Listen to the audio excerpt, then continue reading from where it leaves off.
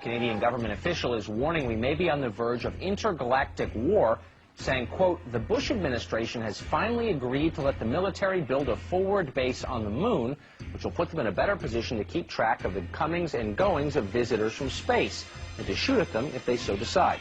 I was introduced to the late Dr. Wernher von Braun, in the U.S., the father of rocketry. In my first meeting with him, during that first 3.5 hours, he said to me, Carol, you will stop the weaponization of space, because there is a lie being told to everyone that the weaponization of space is now first being based upon the evil empire, the Russians. There are many enemies, he said, against whom we're going to build this space-based weapon system, the first of whom was the Russians, which was existing at that time. Then there would be terrorists. Then there would be third world countries. Now we call them rogue nations or nations of concern. Then there would be asteroids. And then he would repeat to me over and over, and the last card, the last card, the last card would be the extraterrestrial threat.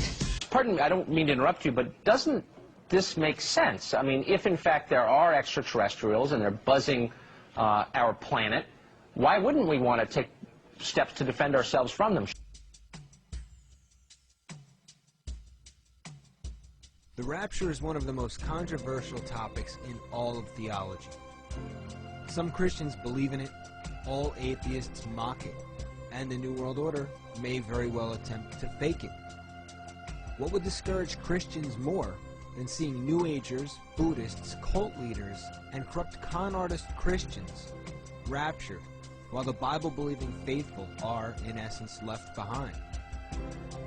Why wouldn't the New World Order attempt to unite all the world's religions behind one deity by including them all in such an apocalyptic event? Surprisingly, the U.S. government actually admits to thinking about the use of this technology, though it denies it's followed through with such implementation. In an article entitled Bees on the Battlefield and Other U.S. Military Experiments, published by the British news agency The Guardian on June 18, 2007, it discusses strange government projects, and I quote, "Then there's the prophet hologram, the projection of the image of an ancient god over an enemy capital, whose public communications have been seized and used against it in a massive psychological operation." An Israeli cybernetics expert named Yitzhak Ayutman has even gone as far as to lobby the Arab world to allow him to project a holographic temple above the Dome of the Rock in an effort to summon whichever savior should take notice of it and actually show up. But does it even matter? Does this technology even exist? Or is it just crazy conspiracy theory?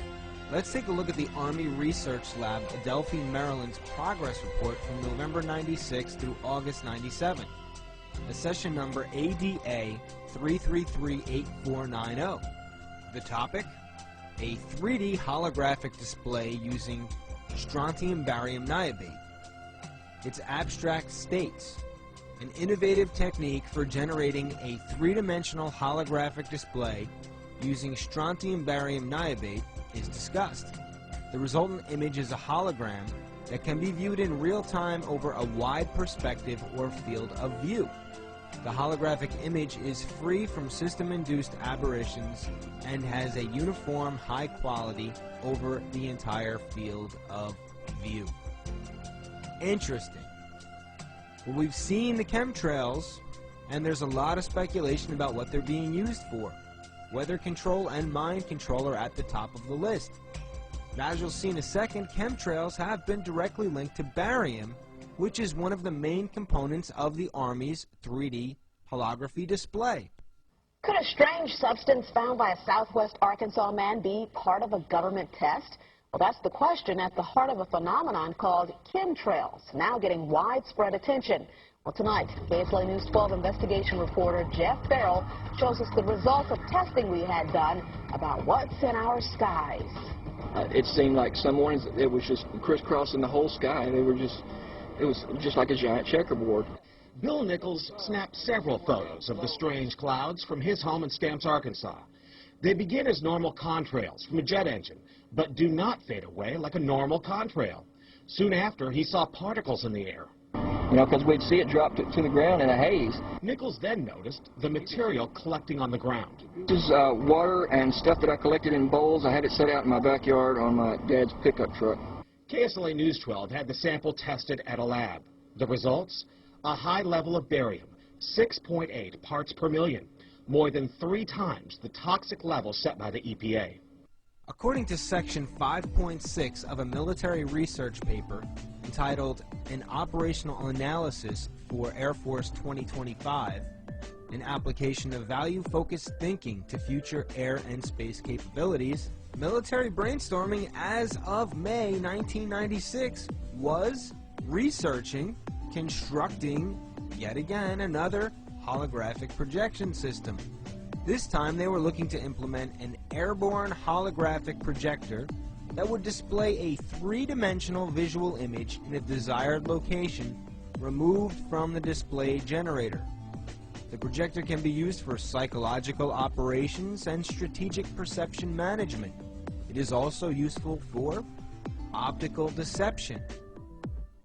The picture you see here speaks for itself. This isn't depicted as a ground-based weapon, but rather one that would project a deceptive image hologram in the air. Could the chemtrails play a role in this? I'm no scientist, so I can't tell you absolutely yes or even maybe. But the chemical connection, barium, along with the military's own documents, lead me to think in that direction. But if they've got some kind of crazy projection system, that in and of itself isn't going to convince anyone of anything. Unless, of course, God is a mute and he's going to come in complete silence. Let's face it, even the most action-packed movies are boring without some kind of a stunning soundtrack. Well, just in time for it to be exploited in the very same way, the technology now exists to beam sound right into your head. Strategy.com reports in an article entitled Death Ray Replaced by the Voice of God that the U.S. Navy is using non-lethal systems called LRAD, or Long Range Acoustic Device. This is being used right now in the Persian Gulf. Many small fishing and cargo boats ply these waters, and it's often hard to get the attention of the crews. With LRAD, you just aim it at a member of the crew and have an interpreter speak to the sailor. It was noted that the guy on the receiving end was sometimes terrified, even as he realized it was a large American destroyer that was talking to him.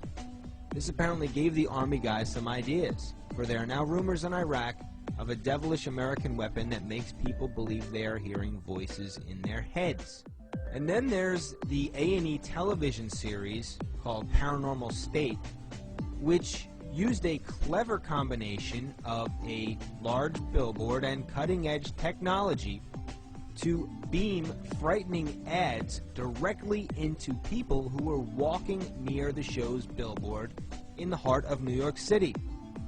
The advertising website MediaBuyerPlanner.com writes in an article entitled Billboard Whispers into Pedestrians' Ears for A&E's Paranormal State that an ad for A&E's ghost-themed series Paranormal State uses technology to transmit an audio spotlight from the rooftop speakers in New York's Soho directly into the ears of passers-by.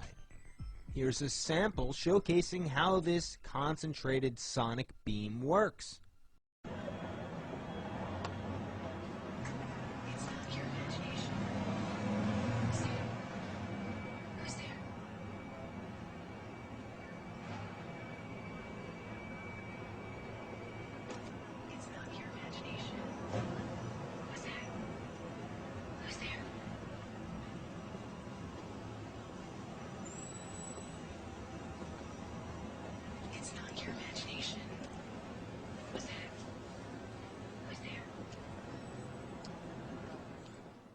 There are literally dozens of patents dealing with ways of beaming sonic transmissions directly into people's minds. This was once called telepathy. Today it's just modern-day technology and advertising. Yes, I understand this sounds absolutely bizarre. Where's the proof? Where is it? We've recently seen Al Gore and Prince Charles appear in holographic form. But do we actually know of any such encounter we can attribute holographic technology as to having been used as part of a supernatural psyop? I believe we do.